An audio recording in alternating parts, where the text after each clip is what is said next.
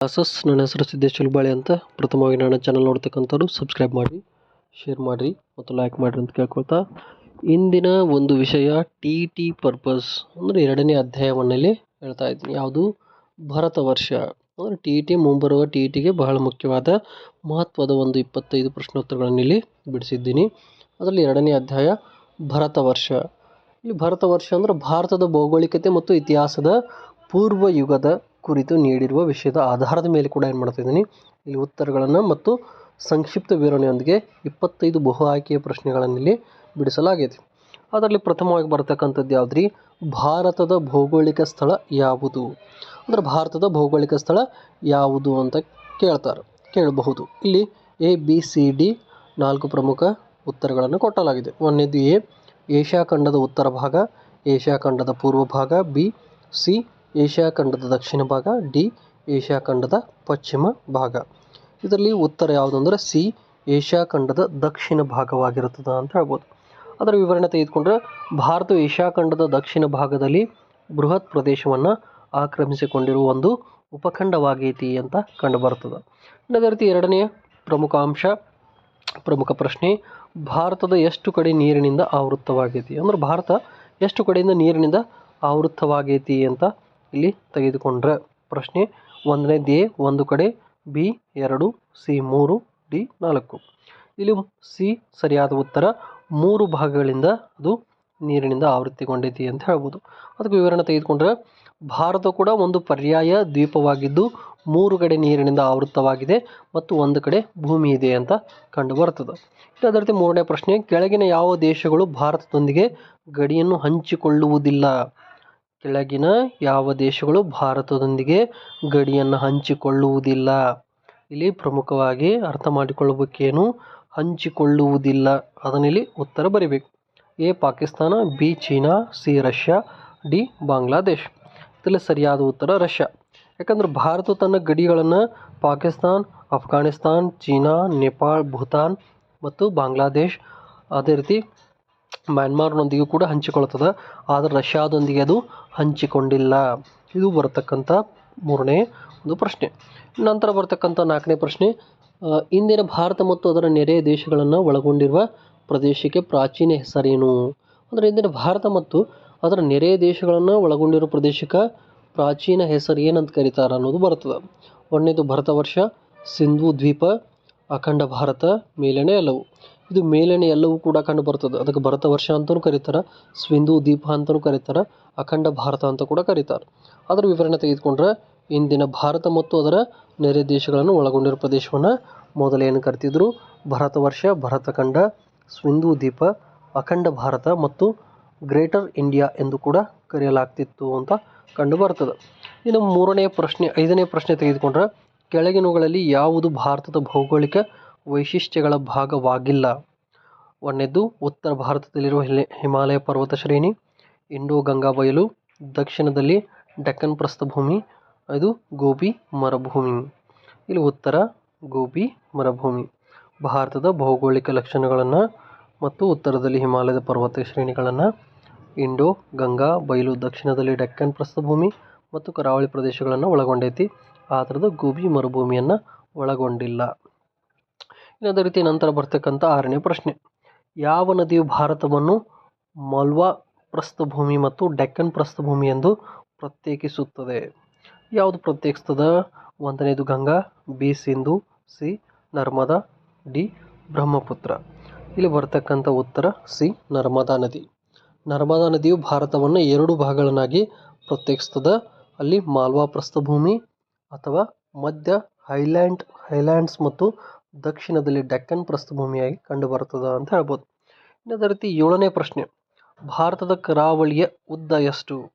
ಇಲ್ಲಿ A 6100 kilometre, B 7100, C 8100, D 9100 kilometre.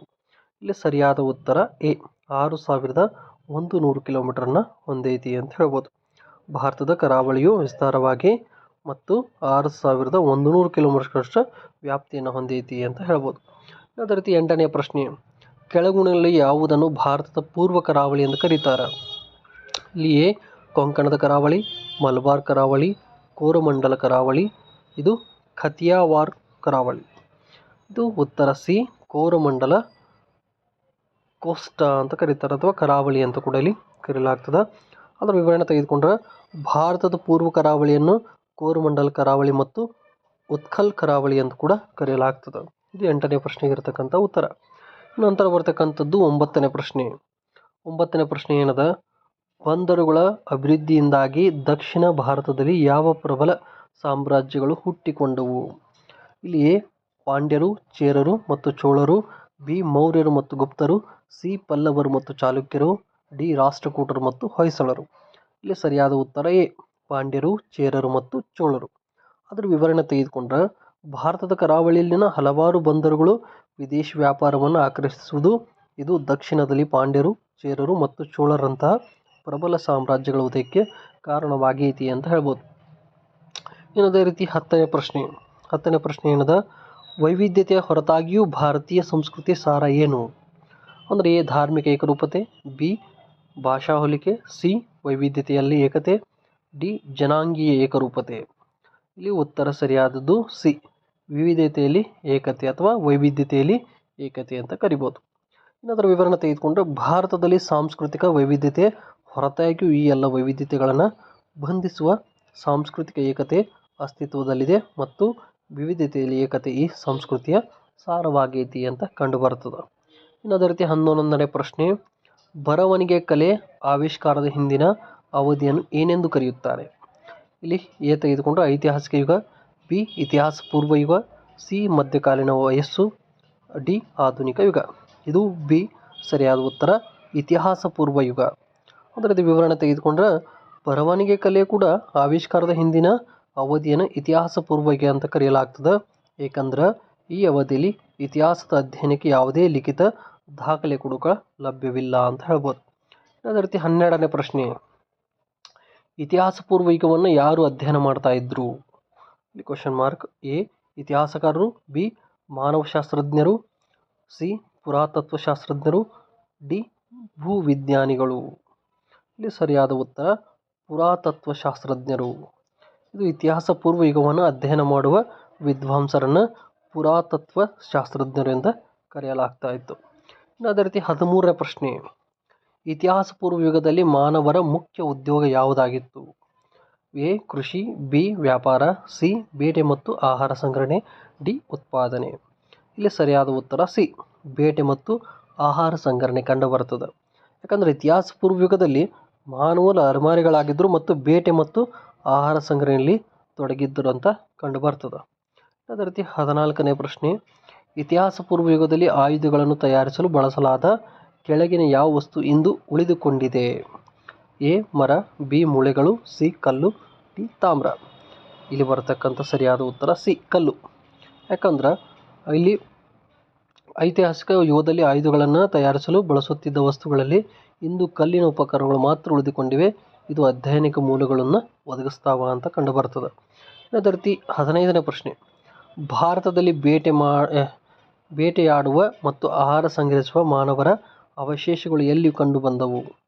ಇಲ್ಲಿ ಭೀಮ್ಬೆಟ್ಕಾ, ಹುಣಸಗಿ, ಕರ್ನೂಲ್, ಮೇಲನೆ ಎಲ್ಲವು. ಇದು ಹುಣಸಗಿ ಬರ್ತದೆ, ಕರ್ನೂಲ್ ಬರ್ತದೆ, ಭೀಮ್ಬೆಟ್ಕಾ ಬರ್ತದೆ ಮತ್ತು ಮೇಲನೆ ಎಲ್ಲವೂ ಕೂಡ ಇಲ್ಲಿ ಕಂಡು ಬರ್ತಕ್ಕಂಥವು. ಬೇಟೆಯಾಡುವ ಮತ್ತು ಆಹಾರ ಸಂಗ್ರಹಿಸುವ ಮಾನವರ ಅವಶೇಷಗಳು ಇಲ್ಲಿ ಹುಣಸಗಿ, ಕರ್ನೂಲು ಮತ್ತು ಭೀಮ್ಬೆಟ್ಕಾ ಭಾರತದ ಅನೇಕ ಸ್ಥಳಗಳಲ್ಲಿ ಕಂಡು ಬರ್ತಾ ಇದೆ. ಇದು 15ನೇ ಪ್ರಶ್ನೆ. 16ನೇ ಪ್ರಶ್ನೆ, ಹೆಚ್ಚಿನ ಇತಿಹಾಸ ಪೂರ್ವ ತಾಣಗಳನ್ನು ಎಲ್ಲಿ ಕಂಡುಹಿಡಿಯಲಾಗಿದೆ? ಎ ನದಿಗಳು ಮತ್ತು ಸರೋವರಗಳ ದಡದಲ್ಲಿ, ಬಿ ದಟ್ಟ ಕಾಡುಗಳಲ್ಲಿ, ಸಿ ಪರ್ವತ ಪ್ರದೇಶಗಳಲ್ಲಿ, ಡಿ ಮರುಭೂಮಿ ಪ್ರದೇಶಗಳಲ್ಲಿ. ಇದು ಉತ್ತರ ಎ ನದಿಗಳು ಮತ್ತು ಸರೋವರಗಳ ದಡಗಳಲ್ಲಿ. ಬಹುಪಾಲು ಇತಿಹಾಸ ಪೂರ್ವ ಸ್ಥಳಗಳನ್ನು ನದಿಗಳು ಮತ್ತು ಸರೋವರಗಳಲ್ಲಿ ದಡದಲ್ಲಿ ಕಂಡು ಬರಲಾಗ್ತದೆ ಅಂತ ಹೇಳ್ತಾರೆ. ಅದೇ ರೀತಿ 17ನೇ ಪ್ರಶ್ನೆ, ಶಿಲಾಯುಗದ ಜನರು ಬೆಂಕಿಯ ಅರಿವು ಮತ್ತು ಬಳಕೆಯನ್ನು ಯಾವ ಪುರಾವೆಗಳ ಸೂಚಿಸ್ತವೆ? ಇಲ್ಲಿ ಎ ಸುಟ್ಟ ಪ್ರಾಣಿಗಳ ಮೂಳೆಗಳು, ಬಿ ಕುಂಬಾರಿಕೆ, ಸಿ ಗುಹೆಯ ರೇಖಾಚಿತ್ರಗಳು, ಡಿ ಬೂದಿಯ ಚಿಹ್ನೆಗಳು. ಇಲ್ಲಿ ಸರಿಯಾದ ಉತ್ತರ ಬೂದಿಯ ಚಿಹ್ನೆಗಳು. ಯಾಕಂದರೆ ಕರ್ನೂಲ್ ಗುಹೆಗಳಲ್ಲಿ ಕಂಡುಬರುವ ಬೂದಿಯ ಚಿಹ್ನೆಗಳು ಶಿಲಾಯುಗದ ಜನರ ಬೆಂಕಿ ಅರಿವು ಮತ್ತು ಬಳಕೆಯನ್ನು ಬಹಿರಂಗಪಡಿಸ್ತಾವ ಅಂತ ಕಂಡುಬರ್ತದೆ. ಅದೇ ರೀತಿ 18ನೇ ಪ್ರಶ್ನೆ, ಭಾರತದಲ್ಲಿ ಶಿಲಾಯುಗದ ಗುಹೆ ರೇಖಾಚಿತ್ರಗಳು ಎಲ್ಲಿ ಕಾಣಬಹುದು? ಮಧ್ಯಪ್ರದೇಶ್, ಉತ್ತರ ಪ್ರದೇಶ್, ಕರ್ನಾಟಕ, ಮೇಲಿನ ಎಲ್ಲವು. ಮೇಲಿನ ಎಲ್ಲವೂ ಸರಿಯಾದ ಉತ್ತರ. ಯಾಕಂದ್ರೆ ಮಧ್ಯಪ್ರದೇಶದಾಗ ಕಂಡು ಬರ್ತದೆ, ಉತ್ತರ ಪ್ರದೇಶದಾಗ ಮತ್ತು ಕರ್ನಾಟಕದಲ್ಲಿ ಕೂಡ ಕಂಡು ಬರ್ತಕ್ಕಂಥವು. ಇಲ್ಲಿ ಮಧ್ಯಪ್ರದೇಶ, ಉತ್ತರ ಪ್ರದೇಶ, ಕರ್ನಾಟಕದಲ್ಲಿ ಕೂಡ ಶಿಲಾಯುಗದ ಗುಹೆಗಳು ರೇಖಾಚಿತ್ರಗಳನ್ನ ನಾವಿಲ್ಲಿ ಕಂಡುಕೊಳ್ಳಬಹುದು ಅಂತ ಕಂಡು ಬರ್ತಕ್ಕಂಥದ್ದು. ಅದೇ ರೀತಿ 19ನೇ ಪ್ರಶ್ನೆ, ಸುಮಾರು 12,000 ವರ್ಷಗಳ ಹಿಂದೆ ಪರಿಸರದಲ್ಲಿ ಯಾವ ಪ್ರಮುಖ ಬದಲಾವಣೆ ಸಂಭವಿಸಿದೆ ಎಂದು ನಂಬಲಾಗೈತಿ? ಒಂದನೇದು ಭೂಮಿಯ ತಾಪಮಾನದಲ್ಲಿ ಇಳಿಕೆ, ಬಿ ಭೂಮಿಯ ತಾಪಮಾನದಲ್ಲಿ ಹೆಚ್ಚಳ, ಸಿ ಹುಲ್ಲುಗಾವಲುಗಳ ಕಣ್ಮರೆ, ಡಿ ಕಾಡು ಪ್ರಾಣಿಗಳಿಗೆ ಅರಿವು. ಇಲ್ಲಿ ಬಿ ಬರತಕ್ಕಂಥದ್ದು ಭೂಮಿಯ ತಾಪಮಾನದಲ್ಲಿ ಹೆಚ್ಚಳ. ಯಾಕಂದರೆ ಸುಮಾರು 12,000 ವರ್ಷಗಳ ಹಿಂದಿನ ಭೂಮಿ ಉಷ್ಣತೆ ಕ್ರಮೇಣ ಹೆಚ್ಚಾಗಲು ಪ್ರಾರಂಭಿಸಿತು ಎಂದು ನಂಬಲಾಗಿತ್ತು. ಇದು ಅನೇಕ ಸ್ಥಳಗಳಲ್ಲಿ ಹುಲ್ಲುಗಾವಲುಗಳ ಬೆಳವಣಿಗೆ ಕಾರಣವಾಗೈತಿ ಅಂತ ಕಂಡು ಬರ್ತಕ್ಕಂಥದ್ದು. ಇನ್ನು ಅದೇ ರೀತಿ ನಂತರ ಬರ್ತಕ್ಕಂಥದ್ದು ಪ್ರಶ್ನೆ 20, ಮನುಷ್ಯರು ಪ್ರಾಣಿಗಳನ್ನು ಪಳಗಿಸುವುದರ ಪರಿಣಾಮವಾಗಿ ಯಾವ ಅಭ್ಯಾಸಗಳು ಪ್ರಾರಂಭವಾದವು? ಇಲ್ಲಿ ಕೃಷಿ, ಪಶುಸಂಗೋಪನೆ ಮತ್ತು ಹೈನುಗಾರಿಕೆ, ಮೀನುಗಾರಿಕೆ, ಕುಂಬಾರಿಕೆ. ಇಲ್ಲಿ ಉತ್ತರ ಬಿ ಪಶುಸಂಗೋಪನೆ ಮತ್ತು ಹೈನುಗಾರಿಕೆ. ಯಾಕಂದರೆ ಮಾನವರು ಜಿಂಕೆ, ಎಲೆಕ್ಸ್,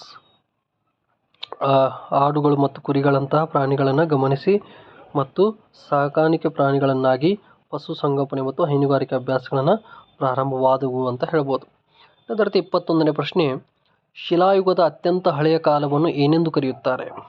ಶಿಲಾಯುಗದ ಅತ್ಯಂತ ಹಳೆಯ ಕಾಲವನ್ನು ಏನೆಂದು ಕರೀತಾರೆ? ಮಧ್ಯಶಿಲಾಯುಗ, ಹೊಸ ಶಿಲಾಯುಗ, ಹಳೆಯ ಶಿಲಾಯುಗ, ನವಶಿಲಾಯುಗ. ಇದು ಬರ್ತಕ್ಕಂಥ ಸಿ ಉತ್ತರ, ಹಳೆಯ ಶಿಲಾಯುಗ.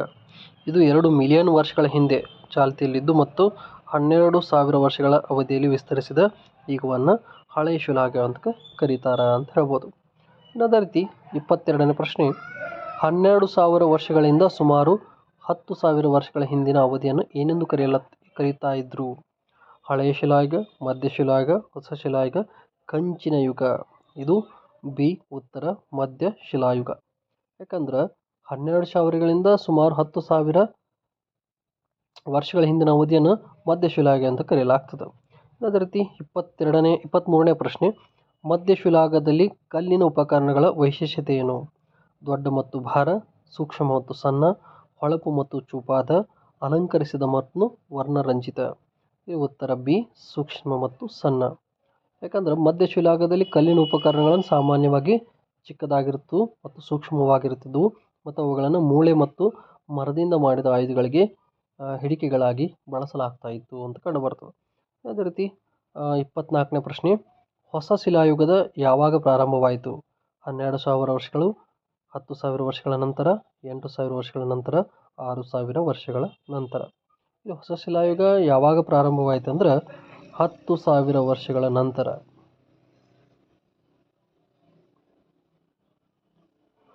ಕೊನೆಯದಾಗಿ ಬರ್ತಕ್ಕಂಥ ಪ್ರಶ್ನೆ ಯಾವುದು?